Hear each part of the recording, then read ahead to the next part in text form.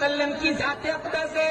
فرمایا جو مجھ پر ایک دفعہ درود پڑتا ہے 10 نیکیاں اس کے نامہ اعمال میں لکھی جاتی ہیں, 10 گناہ معاف کر دیے جاتے ہیں, 10 درجے بلند کر دیے جاتے ہیں. ارشاد فرمایا محمد عربی صلی اللہ تعالی علیہ وسلم نے مجھ پر کثرت سے درود پڑھا کرو. جو مجھ پر کثرت سے درود پڑے گا کل قبر سے اٹھایا جائے گا, اس کے منہ سے کستوری کی خوشبو آئے گی.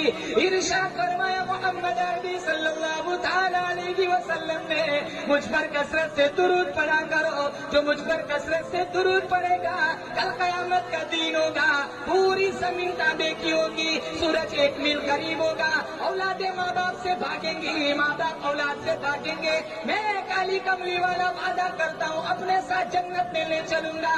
ارشاد فرمایا محمد عربی صلی اللہ تعالی علیہ وسلم نے مجھ پر کثرت سے درود پڑھا کرو. جو مجھ پر کثرت سے درود پڑے گا قبر کے کیڑے اس کے بدن کو نہیں کھا سکتے. ارے تمہیں کیا معلوم ہم کس نبی کے امتی ہیں؟ آدم صفی اللہ, نوح نجی اللہ, ابراہیم خلیل اللہ, اسماعیل ذبیح اللہ, موسیٰ کلیم اللہ, عیسیٰ روح اللہ.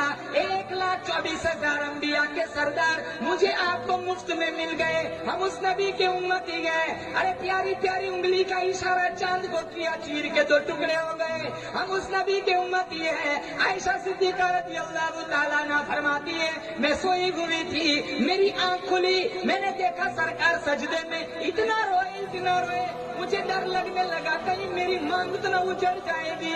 جب آپ سلام سے فارغ ہوئے میں نے پوچھا یا رسول اللہ اتنا رونا کیوں آ گیا؟ فرمایا عائشہ میں سجدے میں اپنی اس امت کی بخشش کی دعا مانگ رہا تھا جو مجھے دیکھیں گی نہیں, کلمہ میرا پڑھیں گی. ہم اس نبی کے امتی ہیں. ایک وقت میں 2 پتھر پیٹ پر باندھ کر اللہ کا قرآن پڑھا. ہم اس نبی کے امتی ہیں. 15 دن درختوں کے پتے چبا کر اللہ کی توحید کا پیغام پہنچایا.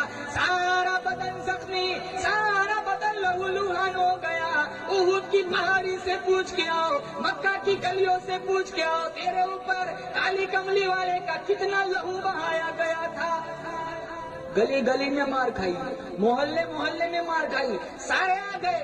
قصہ نمٹا دو, نعوذ باللہ ختم کر دو. اللہ کا قرآن کہتا ہے وَيَمْكُرُونَ وَيَمْكُرُ اللَّهُ وَاللَّهُ خَيْرُ الْمَاكِرِينَ.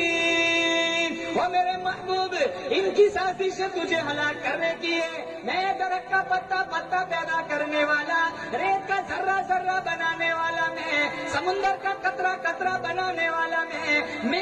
میرا پلان, میرا پروگرام تجھے بچانے کا ہے. جب میں بچانے پہ آؤں دنیا کی کوئی طاقت تجھے نقصان نہیں پہنچا سکتی. غم نہ کر, پریشان نہ ہو, میں تجھے عرش پہ بلاؤں گا, جنت کی سیر کراؤں گا. اندازہ لگاؤ مہمان مصطفیٰ ہو, میزبان خدا ہو, ٹھکانہ عرش عظیم ہو, پھر کیا کہنا. ابو جہل آیا کنکر لے کر, ہاتھ مٹھی تو بند تھی.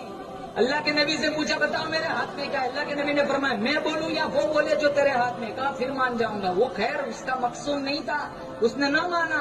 اللہ کے نبی نے ابو جہل کی مٹھی سے خطاب کیا, اے پتھر کے ٹکڑوں, اے پتھر کے سنگریزو, میں اللہ کا برگزیدہ نبی ہوں, تم اللہ کی گنگی مخلوق ہو, میری گواہی دو. کتابوں میں لکھا ہے ابو جہل کے ہاتھ کے کنکر نے کلمہ پڑھا. مسلمانوں پتھر مان گیا, آج ہم قرآن نہیں مانتے.